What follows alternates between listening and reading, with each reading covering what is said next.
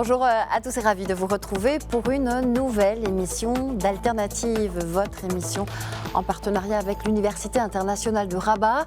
Alternative, vous le savez maintenant, c'est l'essentiel de l'actualité nationale, internationale, décryptée par des experts et des personnalités en une dizaine de minutes. Bref, un regard alternatif du sud de l'Afrique, du Maroc. Et c'est à Marrakech que je vous emmène aujourd'hui, où s'est tenu ces dernières heures le Choiseul Africa Business Forum, une 5e édition qui vise à mettre en avant, c'est vrai, d'abord les jeunes talents africains, mais pas seulement, avec des centaines de responsables gouvernementaux et décideurs venus d'Afrique, d'Europe ou encore du Golfe. Il a été question de rencontres stratégiques sur le développement économique sur le continent. Il a été notamment question des défis à relever en matière de souveraineté énergétique, évidemment, sur le continent, de sécurité, de transport, d'échanges commerciaux à sécuriser également, mais aussi de questions de résilience en système de santé. Mais ce que je vous propose aujourd'hui de voir, c'est tenter de clarifier les défis névralgiques que sont ceux de la sécurité alimentaire sur notre continent, à savoir répondre aux besoins alimentaires à l'échelle locale tout en renforçant la résilience des pays africains face aux crises mondiales. Daouda Fall, directeur général du Brahms Group, fait partie des spécialistes et a participé à ces débats en la matière. On le retrouve depuis Marrakech. Bonjour à vous et bienvenue dans Alternative. Bonjour à vous. Vous êtes intervenu sur le panel Garantir une sécurité alimentaire, des solutions locales pour des défis globaux lors de ce Choiseul Africa Business Forum. Alors, en quels termes exactement les problématiques ont-elles été présentées? Qu'est-il ressorti de ce panel et quelles sont aussi les urgences en la matière? Bon, tout d'abord, c'était un plaisir et un honneur pour moi de faire partie de ce panel. Et aujourd'hui, ce qu'il en est ressorti principalement, c'est que l'Afrique ne souffre pas d'un mal, mais de plusieurs maux. Et tous ces maux, on peut commencer par les énumérer au niveau d'infrastructures, au niveau de l'accès au financement, au niveau du développement des capacités des entreprises privées à développer leurs projets localement, régionalement et internationalement, au niveau de la question de la durabilité, du climat, comment est-ce qu'on combine le développement et l'amélioration de l'autosuffisance alimentaire locale avec les questions climatiques aujourd'hui. Donc la durabilité a été évoquée. Nous avons aussi évoqué le côté politique, des politiques publiques, comment est-ce que les États vont permettre aux entreprises locales de se développer et de créer un climat des affaires propices au développement d'entreprises qui évoluent dans l'agribusiness. Et donc, c'est toutes des problématiques que nous avons évoquées et qui sont ressorties. Donc, principalement, tous ces enjeux au niveau d'infrastructure, de financement et de développement des capacités des entreprises locales. D'accord. Alors, l'Afrique est généralement présentée comme un continent dépendant des importations alimentaires. La richesse de ses ressources naturelles n'est pas suffisante, évidemment, pour construire une souveraineté alimentaire, notamment en raison de de nombreuses infrastructures modernes. Alors, qu'est-ce qui a été dit sur ce point? Quelles ont été les solutions évoquées, notamment par votre groupe, sur ce point-là précisément? Alors, au niveau des infrastructures, aujourd'hui, on ne peut pas regarder un problème de l'autosuffisance alimentaire sans regarder tous les autres maux, comme je disais, qui sont tous interreliés. Aujourd'hui, on doit agir en même temps sur tous ces facteurs. Il faut agir sur les infrastructures, parce qu'effectivement, lorsqu'on parle de production alimentaire et d'autosuffisance alimentaire, de mouvement de produits, il y a toute la question aussi de la logistique, de production et de stockage, de conditionnement. C'est tout un cheminement. À ce stade, ce qu'il faut et ce que nous, en tant que société Brahms Group, en dit, c'est qu'il faudrait mettre en place des partenariats publics-privés qui permettent d'asseoir, le tissu commercial des entreprises, c'est-à-dire que le privé s'occupe de l'aspect commercial et de production, et le public, donc l'État, va s'occuper principalement de l'aspect infrastructurel. Aujourd'hui, on ne peut pas demander à une société privée de monter des routes ou des ponts ou des installations énergétiques si ce n'est pas leur secteur. Par contre, l'État a un rôle clé à jouer dans ces secteurs-là, et notamment, que ce soit au niveau des États ou des banques de développement international. On a eu la chance d'avoir un panéliste qui était de la Banque africaine de développement et qui a expliqué pas mal de mécanismes que la Banque africaine de développement met en place pour justement favoriser l'émergence d'acteurs locaux et le développement d'infrastructures locales. Et c'est un problème qui existe sur tout le continent, les infrastructures. Aujourd'hui, il est difficile, ne serait-ce que pour les êtres humains, les Africains, de passer d'un pays à un autre. Alors pour les marchandises, c'est encore plus compliqué.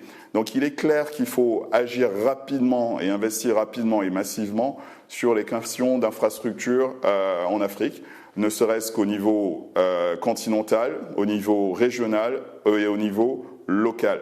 Dans notre cas, nous, si je prends notre exemple, un exemple précis, c'est que nous avons une ferme agricole que nous développons dans le nord du Sénégal, et c'est un partenariat public-privé avec le Fonds souverain du Sénégal qui, eux, vont nous permettre de développer des infrastructures telles que des pistes, des chemins routiers pour pouvoir acheminer nos produits, faire passer nos machines.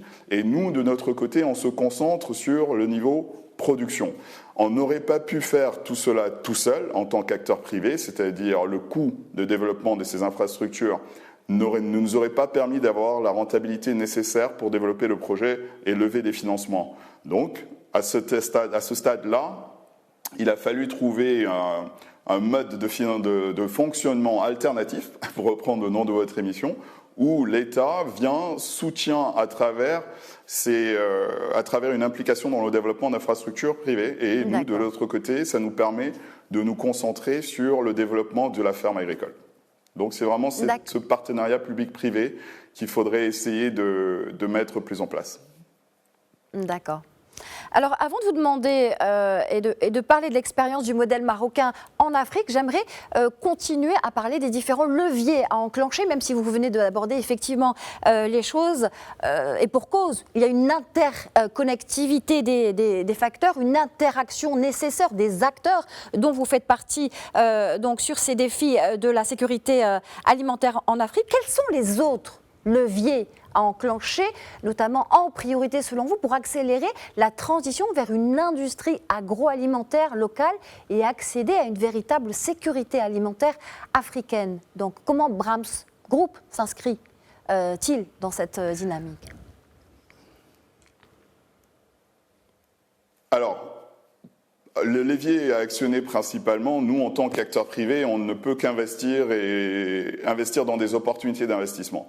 Maintenant, le premier levier à activer, à mon avis, au niveau localement, c'est au niveau de la base, les fondations. Et pour pouvoir parler de souveraineté alimentaire, on doit déjà parler de production. Et donc, il faut déjà travailler au niveau de la production agricole, qui doit être soit bien sûr de façon industrielle ou de façon avec des coopératives. Mais une fois qu'il a été défini une stratégie, que l'État a défini une stratégie et permet d'accompagner les sociétés privées dans le développement de cette production agricole-là, au fur et à mesure de la protection, j'ai envie de dire, parce qu'il faut aussi protéger les industries naissantes, créer des champions nationaux, ils grandissent, on grandit, on fait des économies d'échelle et après ça permet aussi de réinvestir dans le secteur industriel. Il y a des groupes marocains vraiment qui ont réussi, qui sont passés de différentes étapes en fonction de leur stratégie de développement et en fonction année après année. Et c'est ce processus-là que Brahms Group nous-mêmes nous faisons, c'est-à-dire nous sommes au niveau de la production. Ensuite, on va passer au niveau industriel. Et de là, on va voir comment faire et travailler sur tout ce qu'on appelle l'économie circulaire, de façon à ne pas perdre, en fait. Parce on parle de souveraineté alimentaire et de sécurité alimentaire, mais il y a aussi beaucoup de pertes dans le processus de production qui est fait actuellement. Et l'idée, c'est de pouvoir être dans toute la chaîne de valeur jusqu'au consommateur et de ne pas avoir de pertes, en gros. D'accord. Alors dans cette chaîne de valeur et avant cette chaîne de valeur, vous venez de parler du rôle stratégique de l'État, du rôle névralgique des politiques publiques en matière de souveraineté et de sécurité alimentaire en Afrique. Est-ce que vous pouvez nous parler de l'expérience du modèle marocain en la matière ? Quel est votre regard sur cette expérience et l'expertise marocaine ? Alors, je pense que l'expertise marocaine est à non seulement étudier, mais à répliquer. Aujourd'hui, le Maroc est présent dans différents secteurs et à des niveaux stratégiques. Le Maroc est présent au niveau bancaire. Et au niveau bancaire, le Maroc a une grosse assise, ce qui lui permet d'avoir des financements pour leurs entreprises, les entreprises marocaines, pour qu'elles puissent se développer localement, régionalement et à l'international. Donc ça, c'est un point qui est capital. Et en termes d'entreprises africaines, d'Afrique subsaharienne, j'ai envie de dire, il est important qu'on regarde comment est-ce que les entreprises marocaines se sont développées pour pouvoir répliquer le même modèle. L'État, bien sûr, marocain a joué un rôle, j'ai envie de dire, un rôle fort dans la solidification de ces différents secteurs d'une économie, la finance, l'industrie. Au niveau de l'agro-industrie, le Maroc a noué des partenariats très forts avec des sociétés internationales et développe une expertise locale aujourd'hui qui lui permet d'exporter du savoir, mais d'exporter aussi des équipements industriels et toute cette, j'ai envie de dire, cette politique et cette vision qui ont guidé le développement du Maroc peut servir de référence et de base à nos autres pays d'Afrique de l'Ouest ou d'Afrique de l'Est, d'Afrique centrale, enfin d'Afrique subsaharienne. Et le modèle marocain se base sur un socle économique fort qui comprend la finance, l'industrie, les services et la technologie aussi. Et c'est ce modèle qu'il serait intéressant au niveau, j'ai envie de dire, régional et de certains pays d'essayer de développer pour pouvoir grandir. Et aujourd'hui, l'avantage, ce qui est bien en tout cas, c'est qu'il est possible de travailler aussi avec des sociétés marocaines qui sont vraiment présentes sur le continent, dans les régions ouest-africaines, principalement de par la proximité, ou d'autres pays d'Afrique aussi. Merci beaucoup Daouda Fall d'avoir répondu aux questions d'Alternative. Je rappelle que vous êtes directeur général de Bramsco. Merci à vous. Et que vous étiez avec nous depuis Marrakech. Merci à vous. Merci à vous et merci à Alternative. Merci. Merci, au revoir. Et merci à vous, c'est la fin d'Alternative. À la semaine prochaine.